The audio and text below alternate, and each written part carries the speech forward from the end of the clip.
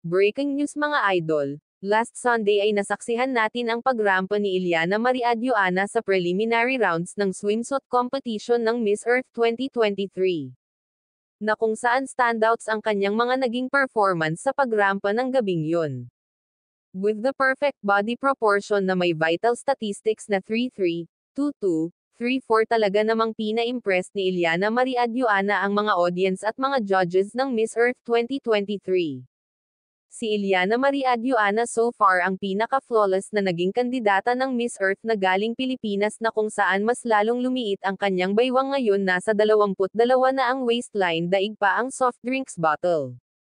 Kamangha-mangha ang kanyang charm and beauty kaya naman dahil sa kanyang angking galing at perfect body language and proportion ay nanguna siya sa botohan at nanalong Best in Bikini sa Miss Earth 2023 pageant. Pwede pa tayong bumoto ngayon sa Miss Earth para sa People's Choice Award hanggang 2:00 ng hapon ngayong araw. Ang mananalo sa People's Choice ay automatic na pasok sa semi-final round ng Miss Earth. Ang Coronation Night ng Miss Earth 2023 ay gaganapin ngayong December 22 sa Ho Chi Minh City, Vietnam. Ang mag-turnover ng crown ay si Mina Soo Choi ng South Korea.